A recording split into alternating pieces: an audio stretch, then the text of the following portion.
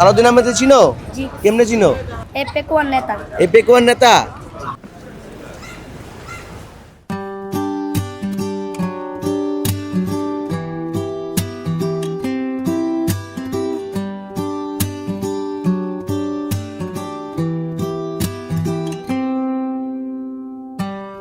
উড়ে যাবে সুখ চেয়ে রব,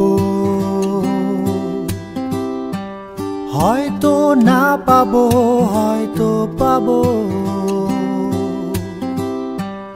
ভাঙা কিছু স্বপ্ন নিয়ে বেঁচে রব। কখনো বা প্রতিবাদ, কখনো চুপসে রব।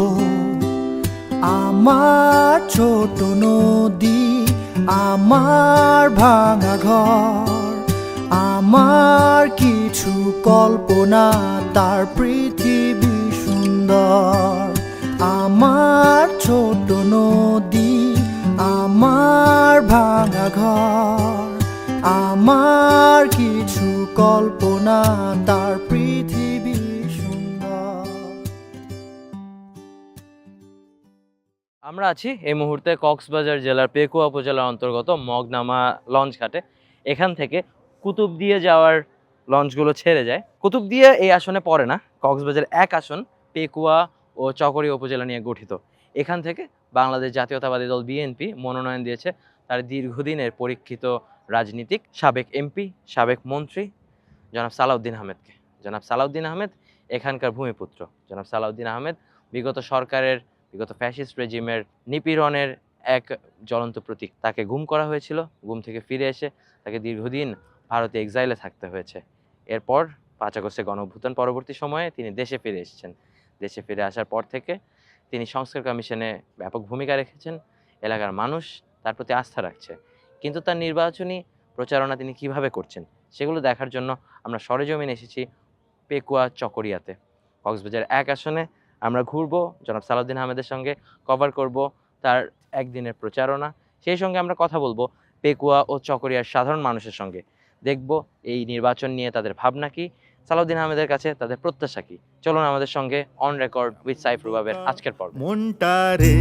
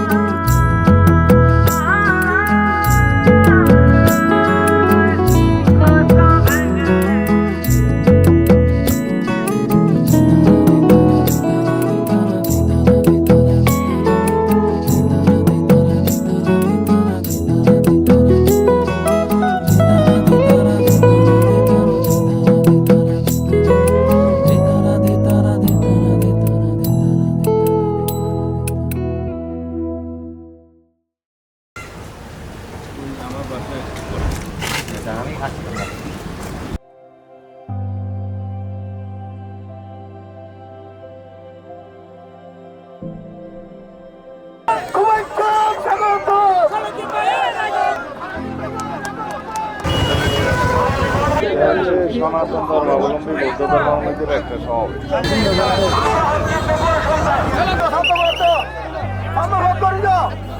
নিয়ে নিস, আমার কাছে তো ইয়ে নাই।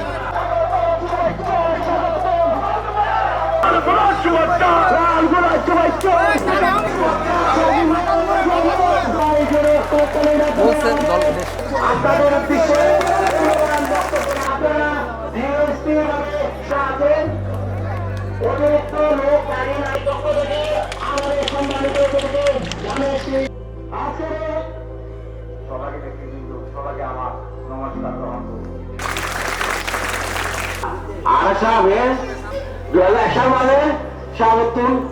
আমাদের এই গর্বিত সন্তান জনাব সালাউদ্দিন আহমেদকে ওনার মূল্যবান বক্তব্য রাখার জন্য বিনীত অনুরোধ জানাচ্ছি। আমরা এখন আছি পেকুয়া বাজারের পাশে একটি হিন্দু পাড়ায়। এখানে হিন্দু এবং বৌদ্ধ সম্প্রদায়ের মানুষজনের সঙ্গে একটি সমাবেশে যোগদান করেছেন আমাদের এখানকার ধানের শীষ মনোনীত প্রার্থী বাংলাদেশ জাতীয়তাবাদী দল বিএনপির স্থায়ী কমিটির সদস্য জনাব সালাউদ্দিন আহমেদ। আমরা কভার করছি জনাব সালাউদ্দিন আহমেদের ইলেকশন ক্যাম্পেইন। আমরা বাংলাদেশের হিন্দু, মুসলমান, বৌদ্ধ, খ্রিস্টান যেই ধর্মে বিশ্বাস করি না কেন, আমরা সবাই মিলে এই দেশের পরিচয় আমাদের একটাই, আমরা বাংলাদেশি। সাংবিধানিকভাবে সকল ধর্মাবলম্বীদের ধর্মীয় স্বাধীনতা বজায় থাকবে। ধর্মীয় উপাসনালয়ের এবং ধর্মাচারের আচার অনুষ্ঠানের স্বাধীনতা রক্ষা করা হবে। এটা বিএনপির অঙ্গীকার নীতি। ধর্ম যার যার, রাষ্ট্রীয় নিরাপত্তা পাওয়ার অধিকার সবার। এই আমাদের অঙ্গীকার, এই আমাদের প্রতিশ্রুতি। এবং বিএনপি দেশের পরীক্ষিত রাজনৈতিক দল। আমি এখানে আপনাদের সাথে দেখা করতে পেরে খুবই আনন্দিত। আপনাদের প্রায় আমরা ছোটবেলা থেকে ওনাদেরকে খুব ভালোভাবে চিনি। উনি যখন বিভিন্ন ধরনের কাজকাম করছে তখন ওনার প্রতি প্রত্যেকটা মানুষের একটা আন্তরিকতা জমে গেছে। এই জিনিসটা আমরা যতটুকু মনে করি ইনশাল্লাহ সারা জীবন থাকবে, যতদিন উনি বেঁচে আছে। ওনার বুট খুঁজে যে বুট নিতে হবে, উনি ওই ধরনের ব্যক্তি না, নিজের মন থেকে দিবে সবাই। আমরা বলেছি আমার দরিদ্র মা বোনদের জন্য আমরা ফ্যামিলি কার্ড দেব। আমরা সেই ফ্যামিলি কার্ড তার হাতেই যাব যিনি পরিবারের প্রধান। তিনি মর্যাদাবান হবেন, সামাজিক নিরাপত্তা পাবেন, অর্থনৈতিক সচ্ছলতা পাবেন, সন্তানদেরকে মানুষ হিসেবে গড়ে তুলে দেশের সম্পদ হিসেবে গড়ে তুলবেন। এটা আমাদের পরিকল্পনা। তিনি এই কার্ড দিয়ে প্রতি মাসে তার নিত্য প্রয়োজনীয় দ্রব্যাদি বিনামূল্যে পাবে একটা নির্দিষ্ট অঙ্কে। তার মধ্য দিয়ে তার আর্থিক সচ্ছলতা বাড়বে, তার সন্তানদেরকে উপযুক্ত নাগরিক হিসেবে গঠন করতে পারবে। আমরা শিক্ষা ব্যবস্থায় বৈপ্লবিক পরিবর্তনের কথা বলছি, যাতে আমার আপনাদের সন্তানরা শুধুমাত্র ডিগ্রি প্রাপ্ত বেকার না হয়। বেকার সৃষ্টির কোনো কারখানা আমরা রাখতে চাই না। শিক্ষা ব্যবস্থার মধ্যে প্রাথমিক পর্যায়ে, মাধ্যমিক পর্যায়ে, উচ্চ মাধ্যমিক পর্যায়ে পর্যন্ত আমরা একটি বিদেশি শিক্ষা বাধ্যতামূলকভাবে শেখার ব্যবস্থা করব। নিজের কর্মসংস্থান হয় নিজে করবে, অথবা তার কর্মসংস্থান সে খুঁজে পাবে। দেশে এবং বিদেশে সে কর্মসংস্থান খুঁজে পাবে, দেশের জন্য বৈদেশিক মুদ্রা অর্জন করতে পারবে। কোনো বেকারের হাত সৃষ্টির জন্য আমরা শিক্ষা ব্যবস্থা রাখবো না। আমরা নারীদের ক্ষমতায়নের জন্য জাতীয় সংসদে সরাসরি মনোনয়ন দিয়েছি অনেক মা বোনদেরকে। আমাদের এখানে সম্পদ আছে একটা, মনে করি 70-80% জনপ্রিয়। অপরপক্ষে যে রাজনৈতিক দলটি ধর্মভিত্তিক রাজনৈতিক দল, তারা একজন নারীকেও এবার জাতীয় সংসদে সরাসরি মনোনয়ন দেয় নাই। অথচ তারা বলে নারীদের উন্নয়নের কথা মুখে, কিন্তু নারী স্বাধীনতায় তারা বিশ্বাস করে না, নারীদের ক্ষমতায়নে তারা বিশ্বাস করে না, নারীদের একটি আসনেও তারা সরাসরি মনোনয়ন দেয়নি। নারীদেরকে অবহেলিত রেখে কি এই দেশে এগিয়ে নিয়ে যেতে পারবো? কোনোদিন সম্ভব না। আমরা কৃষকদের জন্য কৃষক কার্ডের কথা বলছি, যাতে সেই কৃষক কার্ড যে কৃষকের হাতে থাকবে সে ন্যায্য মূল্যে সমস্ত কৃষি উপকরণ পাবে, বীজ, সার, কীটনাশক সহ সকল জিনিস সে ন্যায্য মূল্যে পাবে এবং কৃষি লোন পাবে। আবহাওয়া রিপোর্ট অনুযায়ী সে যেই মৌসুমে যা কিছু চাষ করা দরকার বৈজ্ঞানিক ভিত্তিতে, ডিজিটালাইজ পদ্ধতিতে সে সমস্ত তথ্য পাবে। এভাবেই আমরা কৃষকের মেরুদণ্ড শক্তিশালী করতে চাই। আমরা বলেছি সবার জন্য স্বাস্থ্য কার্ড দেবো, যেগুলো বাস্তবায়নযোগ্য। সরকারিভাবে সবাই সেই স্বাস্থ্য সেবার সুযোগ পাবেন। কোনো নাগরিক বিনা চিকিৎসায় মৃত্যুবরণ করবে না। এগুলো সবই বাস্তবায়ন করা সম্ভব। আমরা নির্বাচন আছি তো আমরা ধানের শীষ নিয়ে আছি। এটা আমাদের দেশের ফুলা, এটা আমাদের সন্তান, এটা আমাদের গর্ব, এটা দিতে হবে। আমার গাঁওয়ালে ওখান থেকে আল্লাহ বাঁচাইছে, লাখো মানুষের, কোটি মানুষের দোয়া আছে বলে বাঁচিয়ে যাচ্ছে। আমরা বলছি ইমাম, মুয়াজ্জিম, খতিবদেরকে রাষ্ট্রীয় ভাতা প্রদান করা হবে এবং তাদেরকে উৎসব ভাতা প্রদান করা হবে। সমভাবে সকল ধর্মাবলম্বীদের উপাসনালয়ের কর্তাদেরকে একইভাবে সম্মানিত করা হবে। এগুলো সবই বাস্তবায়ন করা সম্ভব। কারণ আপনারা জানেন, বিগত সময়ে যে ফ্যাসিবাদী সরকার ক্ষমতায় ছিল, তাদের সময়ে যে পরিমাণ দেশের সম্পদ এবং অর্থ বিদেশে পাচার হয়েছে, তা দিয়ে শুধু আর্থিক খাতে যে তছরূপ হয়েছে, ব্যাংকিং খাতে, তা দিয়ে 24টি পদ্মা সেতু নির্মাণ করা যায়। যে পরিমাণ অর্থ বিদেশে পাচার হয়েছে তার পরিমাণ হচ্ছে 29,25,000 কোটি টাকা। 29 লক্ষ কোটি টাকা বাংলাদেশের সকল জনগণকে সাবসিডি দিয়ে সব সেক্টরে সেবা দান করার জন্য লাগে না। আমরা দুর্নীতি প্রতিরোধ করার জন্য আমাদের প্রতিশ্রুতি আছে, আমাদের দৃঢ় সংকল্প আছে, এই দেশ থেকে দুর্নীতি নির্মূল করা হবে। বৈষম্যহীন বাংলাদেশ বিনির্মাণের জন্য আমাদের সন্তানরা রক্ত দিয়েছে, শহীদ হয়েছে, ছাত্রগণ অভ্যুত্থান করেছে।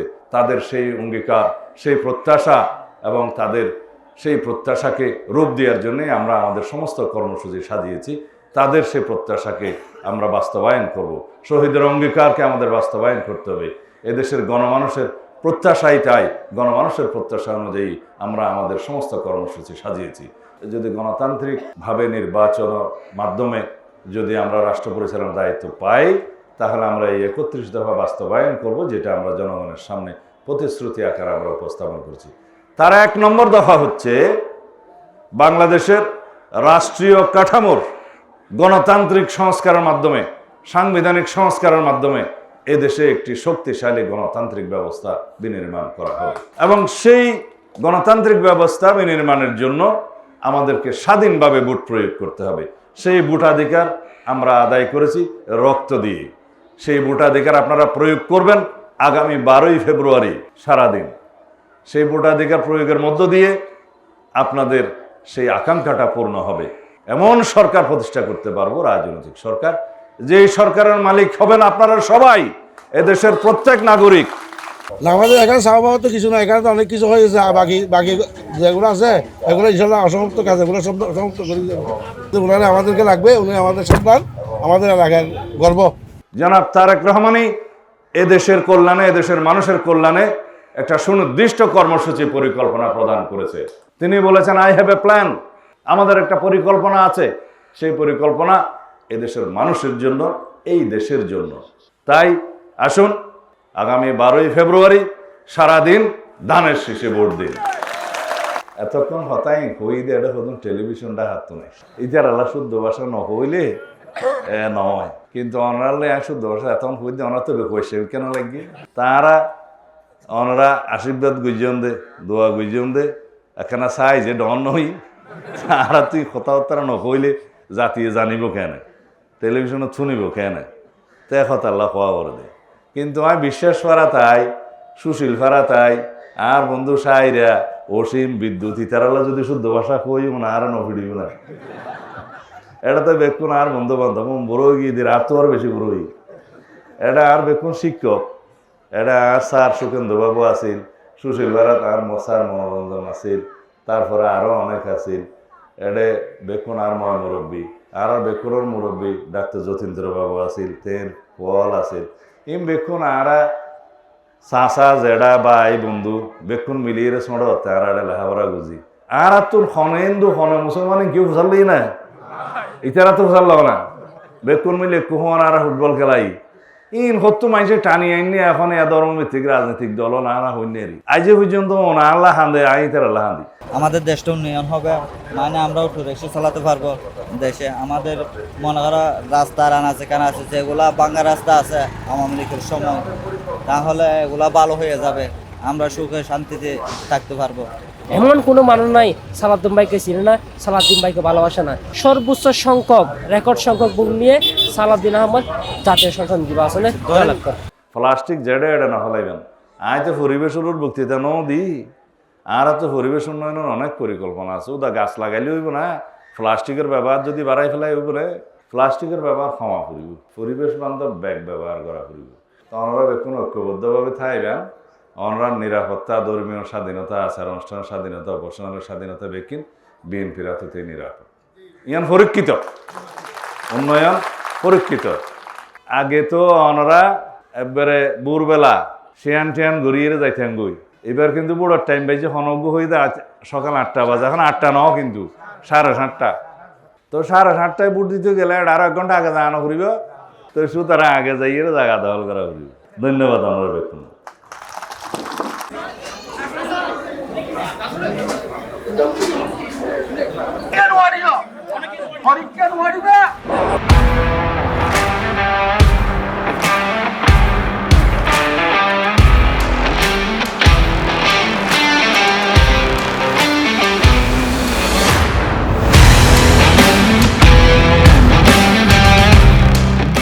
যাবেন?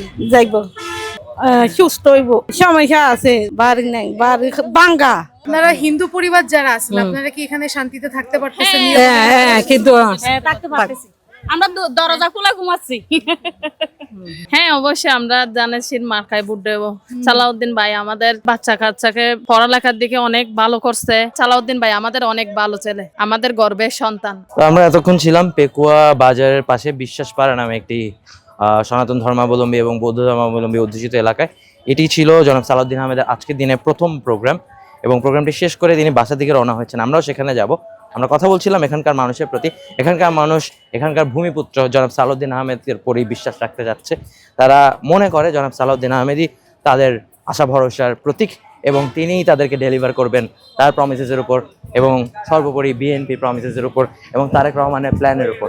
আসুন আমার সঙ্গে আরও ঘুরে দেখবো আমরা পেকুয়া, চকরিয়া, কক্সবাজার 1 আসন কেমন করছেন সালাউদ্দিন আহমেদ, কি হবে ইলেকটোরাল রেজাল্টস, আমরা বের করার চেষ্টা করবো অন রেকর্ড সাইড প্রবাবেশন।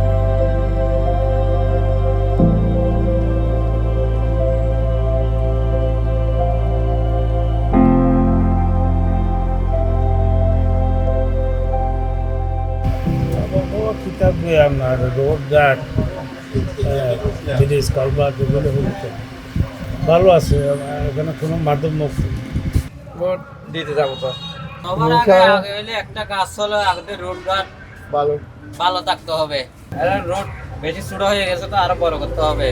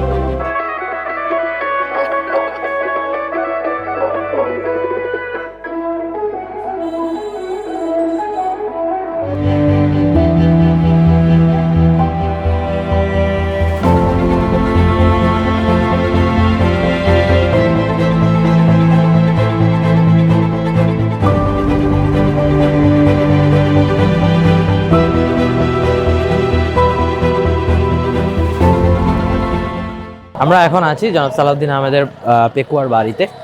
এখানে তিনি একটি জানাজায় অংশগ্রহণ করতে এখনই বের হবেন। জানাজার পরবর্তীতে একটি সমাবেশ রয়েছে, দুটি জায়গা বেশ দূরে, আমাদের ওনাকে ধরতে একটু বেগ পেতে হবে। এর মাঝখানে আমরা চকরিয়াতে আরও বেশ কিছু জায়গায় যাব। স্বাভাবিকভাবে আমাদের বাকি প্রত্যেকটি পর্বের মতো ছোট্ট একটি ডিট্যুর আমাদের নিতে হবে।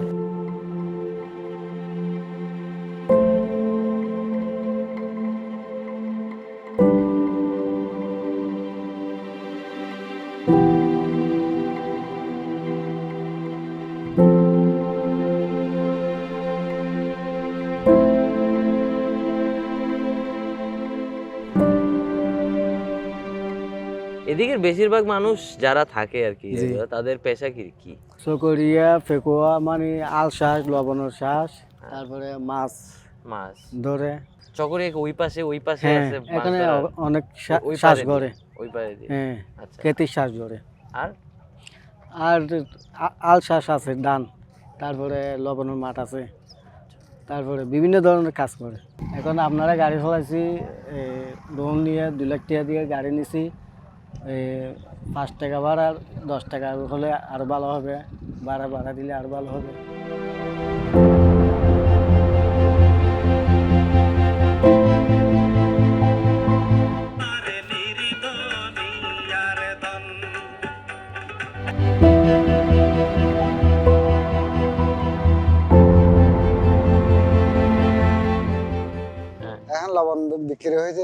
200 টাকা 180 টাকা।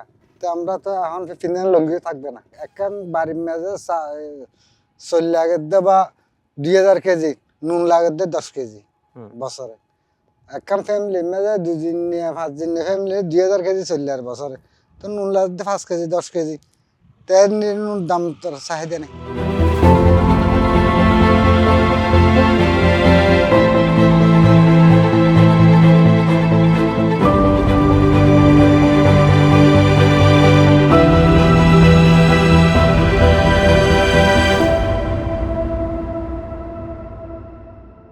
তার সাথে আমার ঘনিষ্ঠতা, দলীয়ভাবে তিনি আমাদের সাথে ছিলেন আজীবন।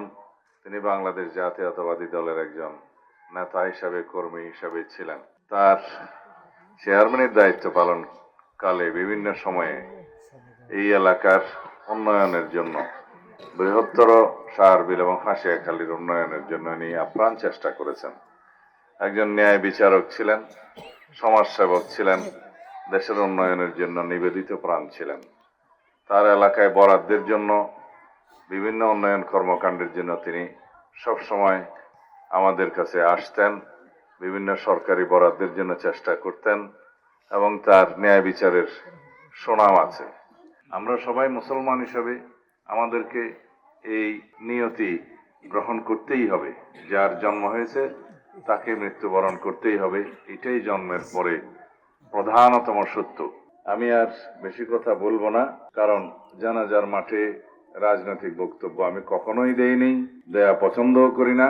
দীর্ঘক্ষণ বক্তব্য রেখে মুসল্লিদেরকে, যারা জানাজায় শরীক হতে এসেছেন, তাদের বিরক্তির কারণও হতে চাই না। সেজন্য আসুন আমরা মরহুমের রুহের মাগফিরাত কামনা করি, রব্বুল আলামিনের দরবারে আমরা সবাই মোনাজাত করি, প্রার্থনা করি যেন রব্বুল আলামিন মরহুমকে, জনাব আব্দুল হাকিম চেয়ারম্যানকে জান্নাতুল ফেরদাউস নসিব করেন এবং তার জীবনে যত গুনাহ হয়েছে মানুষ হিসাবে রব্বুল আলামিন যেন দয়া করে মাফ করে দেন। আমরা সবাই তার জন্য প্রার্থনা করি।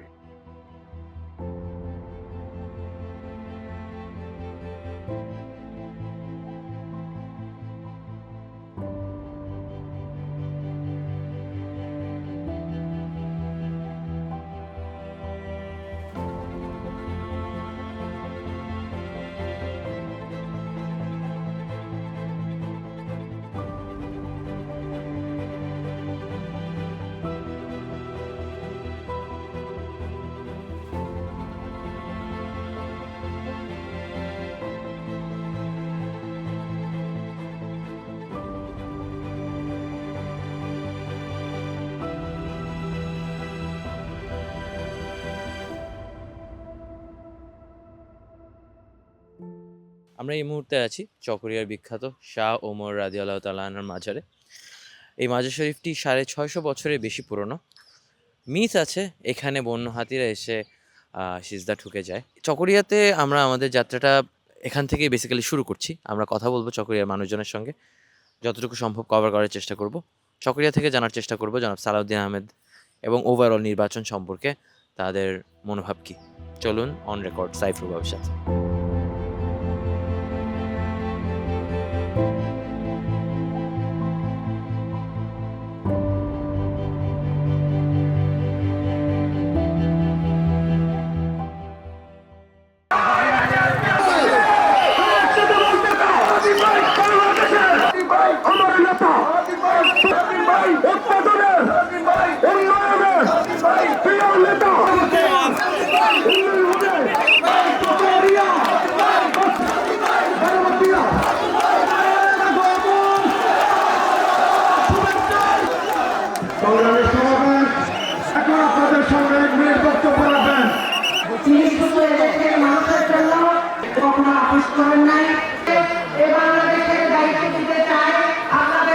বাংলাদেশ চকরিয়া পেকুয়াকে বাংলাদেশ সরকারের সাবেক আসসালামু আলাইকুম ওয়া রাহমাতুল্লাহ। দীর্ঘ প্রায় 15 বছর পরে বারাবাকি ইউনিয়নে এরকম একটা জনসভায় আসতে পেরে আমার দরবারে শুকরিয়া।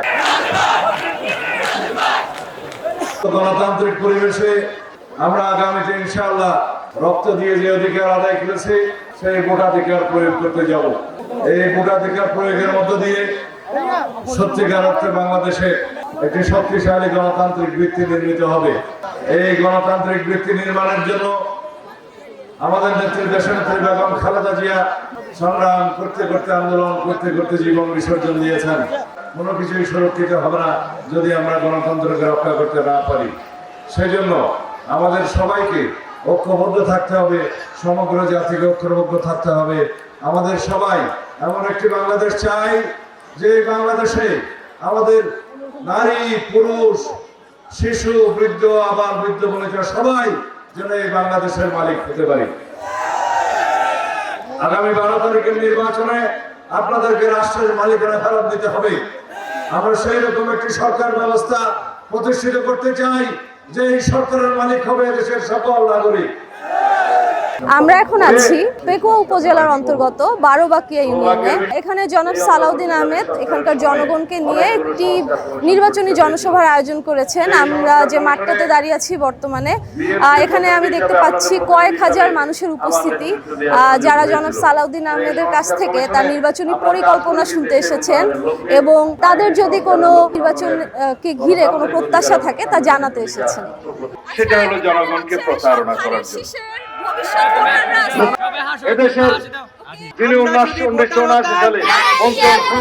আমি যখন কারাগারে ছিলাম আপনাদের পুত্রবধূকে, আমার স্ত্রীকে আমার চাইতেও বেশি ভোটে জয়ী করে। অতএব আমি আপনাদের ভালোবাসা জানি, আপনাদের প্রতি আমরা চিরকৃতজ্ঞ। আমি আপনাদের প্রতি আমার এই কৃতজ্ঞতা পরিশোধ করতে চাই।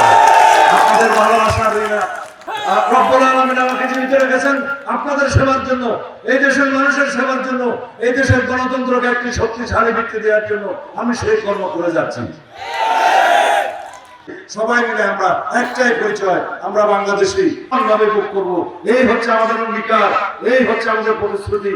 এর নাম হচ্ছে বিএনপি। নির্বাচনী ইশতেহার প্রকাশ করা হবে, আপনারা পেয়ে যাবেন সমস্ত কিছু হাতে কলমে। সুতরাং আমাদের দায়বদ্ধতা আছে, মানুষের কাছে দোয়া চান, ভোট প্রার্থনা করেন, তাহলে অন্য কেউ তাদেরকে বিভ্রান্ত করতে। খোদা হাফেজ। বাংলাদেশ জিন্দাবাদ, বাংলাদেশ জাতীয়তাবাদী দল জিন্দাবাদ। 12 তারিখ সারাদিন, 12 তারিখ সারাদিন, 12 তারিখ সারাদিন। খোদা হাফেজ।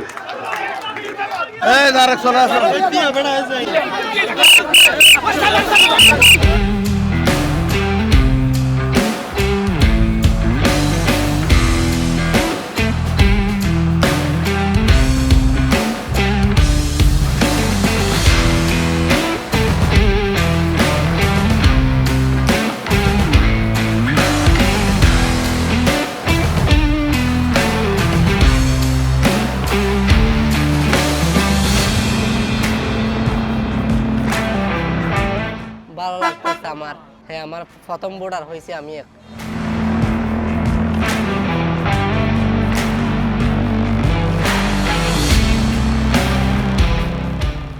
এই চকরিয়াকে চকরিয়া নামে পরিচিত করছে সালাউদ্দিন সাহেব। গ্রামে গঞ্জে যেগুলি রোড আছে, যেমন মানিকপুর থেকে রোডসেন হাইওয়ে, নতুন রাস্তা থেকে পেকুয়া, সালাউদ্দিন সাহেব হাটে ঘোড়া রাস্তা। এর জন্য আগামী 12 তারিখ সালাউদ্দিন ভাইকে আমাদের চকরিয়ার মানুষ একবদ্ধ হয়ে ভোট দিয়ে জয়যুক্ত করে ইনশাআল্লাহ।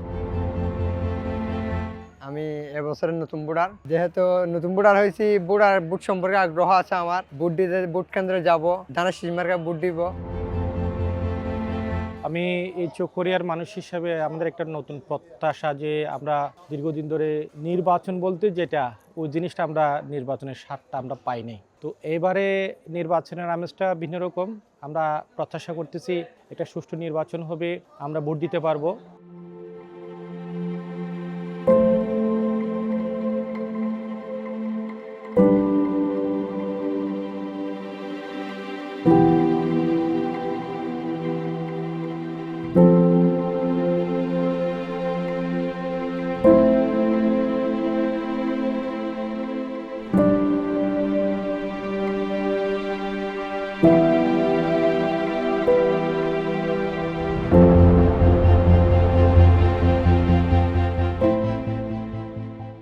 আমরা এখন ফিরে এসেছি জনাব সালাউদ্দিন আহমেদের বাসায়। রাত হয়ে যাচ্ছে অলমোস্ট।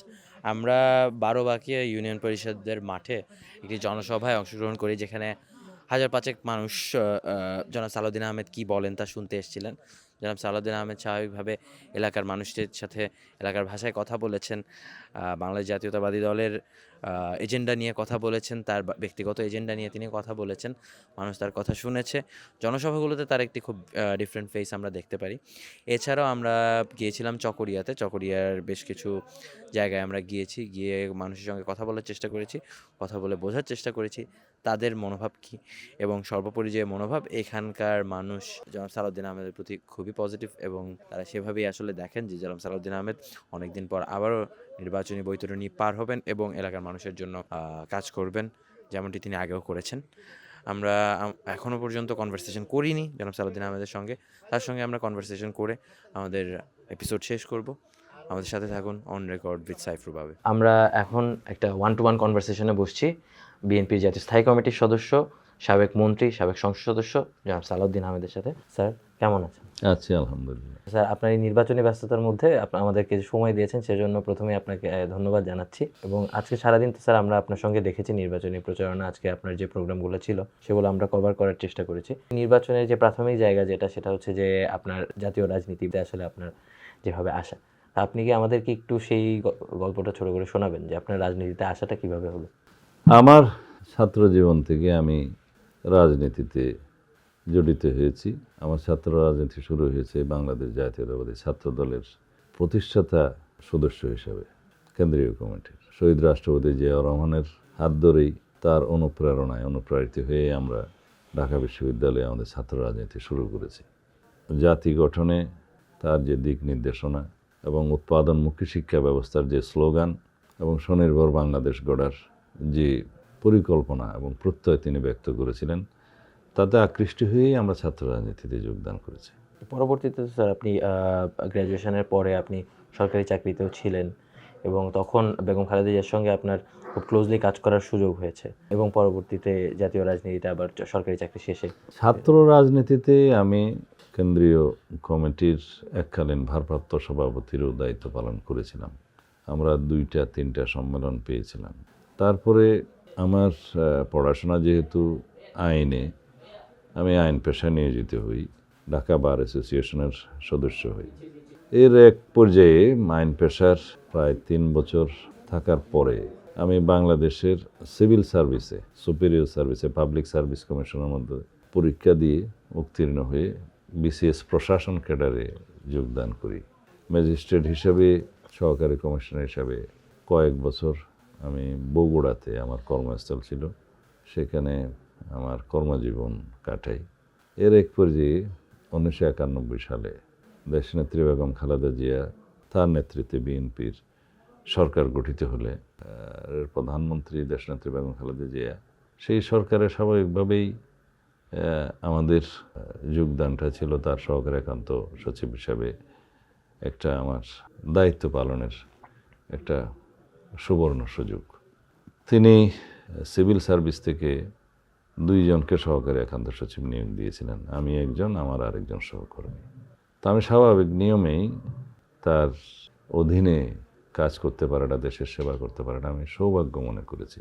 এবং আমার যে রাজনীতিতে পুনরায় আগমন, সেটা ওনার নির্দেশেই, ওনার ইচ্ছায় 1995 সালের শেষের দিকে আমি সরকারি চাকরি থেকে ইস্তফা দিলাম এবং সরাসরি তার পরের বছর 1996 সালে জাতীয় সংসদ নির্বাচনে অংশ নিলাম, নির্বাচিত হয়েছিলাম।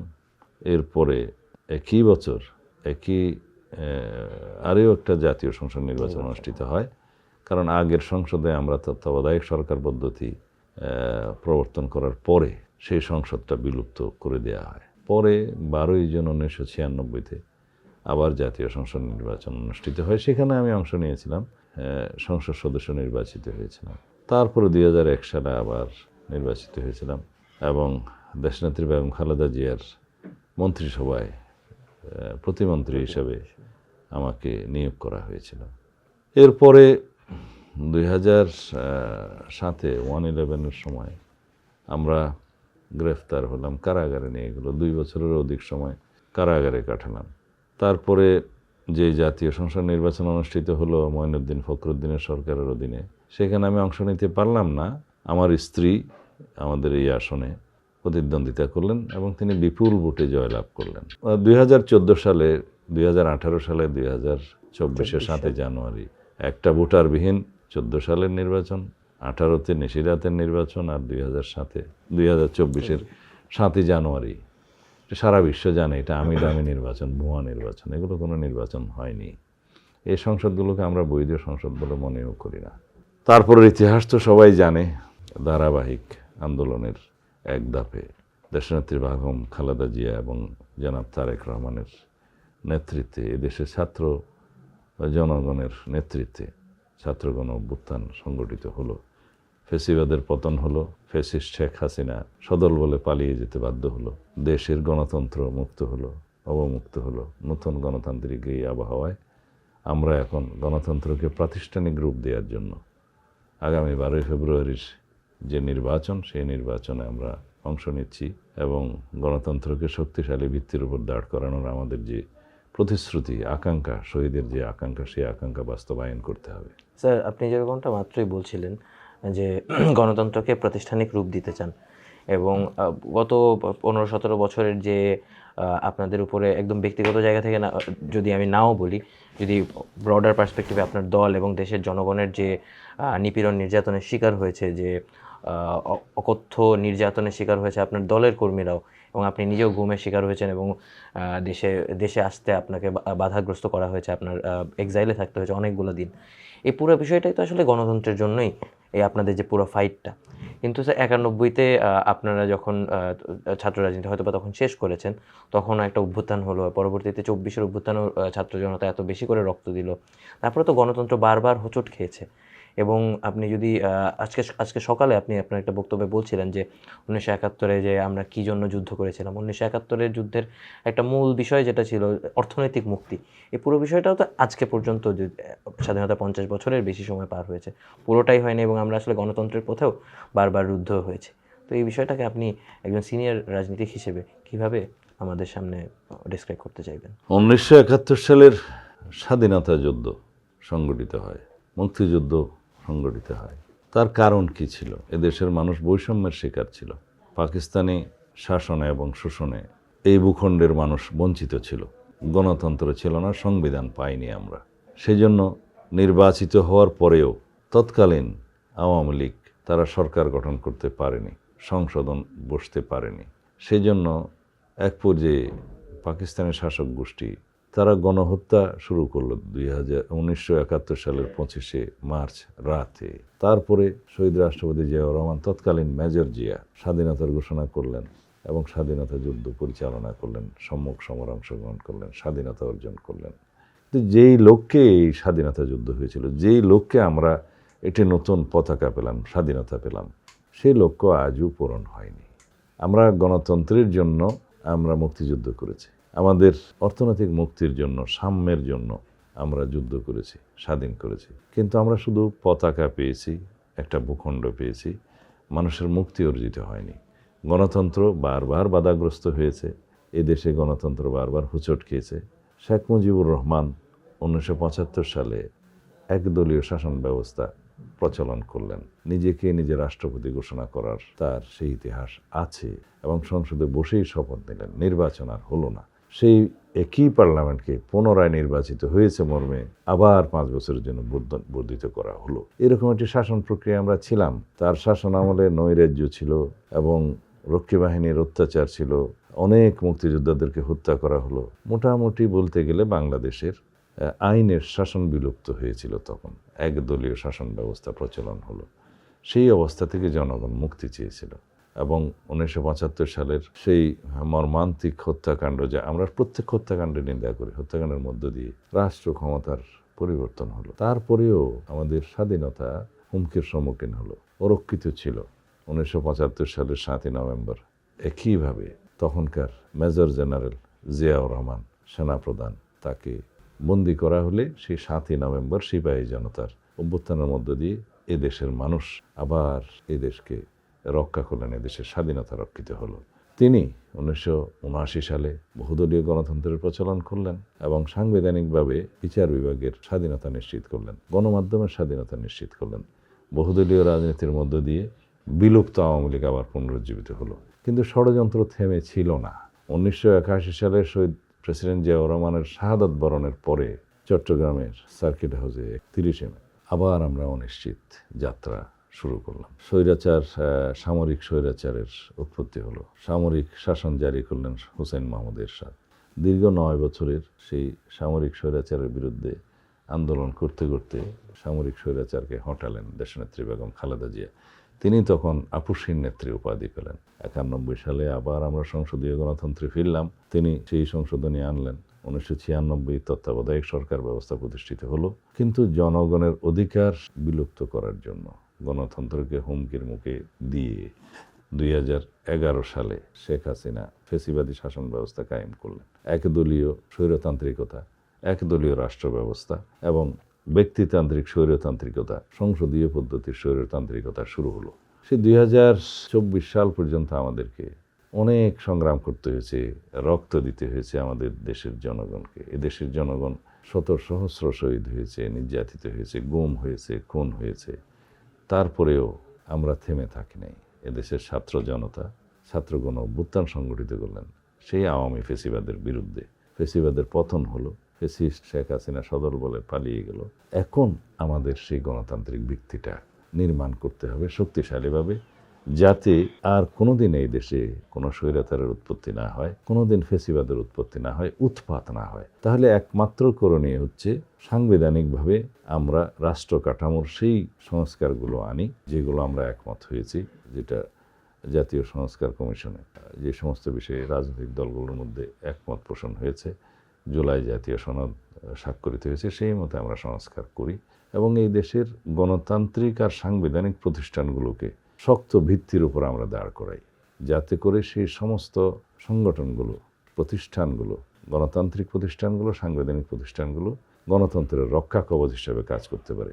বিচার বিভাগের স্বাধীনতা নিশ্চিত করতে হবে, গণমাধ্যমের স্বাধীনতা নিশ্চিত করতে হবে এবং নির্দলীয় তত্ত্বাবধায়ক সরকার প্রতিষ্ঠার মধ্য দিয়ে এই প্রতিষ্ঠানগুলোকে শক্ত ভিত্তির উপর দাঁড় করিয়ে স্বাধীন নির্বাচন কমিশন প্রতিষ্ঠার মধ্য দিয়ে আমাদের গণতন্ত্রের ভিত্তিকে মজবুত করতে হবে, যাতে করে আর কোনোদিন স্বৈরাচারের উৎপত্তি না হয়। আমি প্রায় সময় বলে থাকি, সত্যিকারের স্বাধীন নির্বাচন কমিশন, তত্ত্বাবধায়ক সরকার ব্যবস্থা, স্বাধীন বিচার বিভাগ এবং স্বাধীন গণমাধ্যম নিশ্চিত করা গেলে এই দেশে আর কোনোদিন স্বৈরাচারের উৎপত্তি হবে না, অগণতান্ত্রিক শক্তির কোনোদিন উৎপত্তি হবে না। আপনার যদি ধরে নিই আর কিছুদিনের মধ্যেই নির্বাচন, আপনি যে দলকে রিপ্রেজেন্ট করেন সেই দল সরকার গঠন করতে পারে নির্বাচনে জয়ী হয়ে এসে। প্রধান যে দুইটি সমস্যা তারা ফেস করবে সেটা হচ্ছে অর্থনীতির যে ভঙ্গুর অবস্থা, তা থেকে উত্তরণের জন্য যে সকল কঠোর পদক্ষেপ নিতে হবে সেগুলো হয়তো সাময়িকভাবে কিছুটা অজনপ্রিয় স্টেপস হতে পারে। দ্বিতীয়টা হচ্ছে যে চ্যালেঞ্জটা হবে সেটা হচ্ছে নিরাপত্তা, অভ্যন্তরীণ নিরাপত্তাজনিত সমস্যা, মানুষের জীবনের নিরাপত্তাজনিত সমস্যা। এই দুটো বিষয় নিয়ে আপনারা তো অবশ্যই হয়তো ভেবে দেখেছেন, এটার বিষয়ে কি কিছু বলতে চান? হ্যাঁ, আগামী সরকারকে অবশ্যই অনেকগুলো চ্যালেঞ্জ মোকাবেলা করতে হবে। তার মধ্যে নাম্বার 1 চ্যালেঞ্জ হবে আর্থিক ব্যবস্থাপনায় শৃঙ্খলা নিয়ে আসা, মানে ব্যাংকিং এবং নন ব্যাংকিং সেক্টরে শৃঙ্খলা ফিরিয়ে নিয়ে আসা। এটা হবে একটা প্রধানতম চ্যালেঞ্জ এবং যেই অবস্থায় বর্তমানে অর্থনৈতিক ভঙ্গুর অবস্থায় আছে সেই অবস্থা থেকে উত্তরণ ঘটানো, এটা একটা ব্যাপক চ্যালেঞ্জ। দ্বিতীয় হচ্ছে আইন শৃঙ্খলা পরিস্থিতির উন্নতি করা।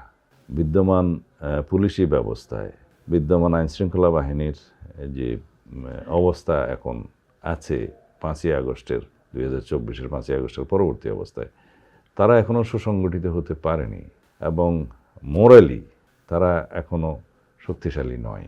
এই অবস্থায় নতুন গণতান্ত্রিক সরকারের পক্ষে আইন শৃঙ্খলা পরিস্থিতি রাতারাতি উন্নতি করাটা একটা বিশাল চ্যালেঞ্জের বিষয়। এটা সম্ভব হবে না, এটা পর্যায়ক্রমে করতে হবে। তবে আমাদের সেই বিষয়ে বিভিন্ন মেয়াদে, স্বল্প মেয়াদী, মধ্যমেয়াদী এবং দীর্ঘমেয়াদী সংস্কারের পরিকল্পনা আছে। আশা করি আমরা সঠিকভাবে পদক্ষেপ নিতে পারলে দেশের আইন শৃঙ্খলা পরিস্থিতি দ্রুত উন্নতি হবে। আচ্ছা, শেষ প্রশ্ন যেটি আপনার কাছে করব সেটা হচ্ছে যে আপনার যে কনস্টিটুয়েন্সি কক্সবাজার 1, পেকুয়া, চকরিয়া, আপনি এখান থেকে বারবার নির্বাচিত হয়েছেন। এখানে আমরাও মাঠ পর্যায়ে আপনার এখানে আসলে আমার প্রথম আসা, এখানে এসে মাঠ পর্যায়ে দেখেছি আপনি ব্যাপকভাবে জনপ্রিয়। তো আপনার এলাকার মানুষের জন্য আপনি নতুন করে কিছু বলতে চান কিনা বা আপনি কি পরিকল্পনা করছেন সেটা যদি বলতেন। আমার নির্বাচনী এলাকার মানুষ আমাকে বিশ্বাস করে। 30-35 বছর আগে থেকে তারা আমাকে নির্বাচিত করে সংসদে পাঠিয়েছে। তারা সুশাসন পেয়েছিল আমাদের সময়, উন্নয়ন পেয়েছে, আস্থা আছে এবং ভবিষ্যতেও মনে করে যে আমাদের নেতৃত্বে, বিএনপির নেতৃত্বে সরকার গঠিত হলে আমাকে তারা নির্বাচিত করলে তারা তাদের সেই আকাঙ্ক্ষা পূরণ করতে পারবে। তা আমার নির্ধারিত কোনো প্রতিশ্রুতি নেই, কারণ এই এলাকা এগুলো আমার দৃশ্যপটে ভাসে। আমাদের সম্পূর্ণ এলাকা এগুলা আমার বহু বছরের স্টাডি করা, বহু বছরেই আমি এলাকায় কাজ করি। প্রায় প্রতিটি পরিবারের সাথে আমি পরিচিত। সমস্ত জনপদের মানুষকে ভালোবাসে, আমিও তাদেরকে ভালোবাসি। তো সুতরাং এখানে যা কিছুই পরিকল্পনা করব, উন্নয়ন পরিকল্পনা, অন্যান্য বিষয়ে সব কিছু জনগণের সাথে আলাপ করেই আমরা করব। তাছাড়া নিজস্ব কিছু চিন্তাভাবনা এবং আমরা কেন্দ্রীয়ভাবে আমাদের যে পরিকল্পনা, কর্মসূচি জনগণের জন্য, সেগুলো তো আছেই। এই দেশের জন্য, এই দেশের জনগণের জন্য আমাদের নেতা জনাব তারেক রহমান যে পরিকল্পনার কথা বলেছেন যে আমার একটি পরিকল্পনা আছে, অর্থাৎ আমাদের একটি পরিকল্পনা আছে। সেই পরিকল্পনা আমরা সাজাচ্ছি, আমাদের ইশতেহারে আসবে এবং সেই মতে আমরা একটা সাম্যভিত্তিক, মানবিক মর্যাদার এবং সামাজিক ন্যায় বিচারের বৈষম্যহীন একটি বাংলাদেশ প্রতিষ্ঠা করার জন্য আমাদের প্রচেষ্টা থাকবে, যার স্বপ্ন আমাদের শহীদরা দেখেছিলেন, মুক্তিযোদ্ধারা দেখেছিলেন। অসংখ্য ধন্যবাদ স্যার। আপনার নির্বাচন সামনে, আপনার জন্য অসংখ্য শুভকামনা থাকলো। আশা করি নির্বাচনের পরে একবার ইনশাল্লাহ আপনার এলাকাতে ঘুরে যাব।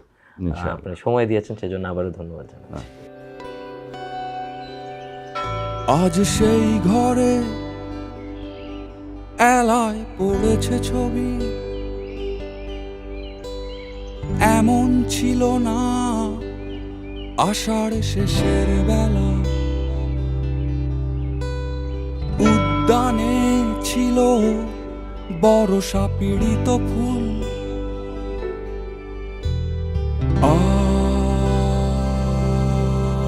আনন্দ ভৈরবী।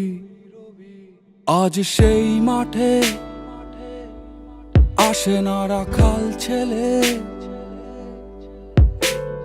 কাঁদে না মোহনবাসীতে বটের মূল। এখনো বর্ষায় কোদালে মেঘের ফাঁকে বিদ্যুৎ রেখা মেলে, সে কি জানিত না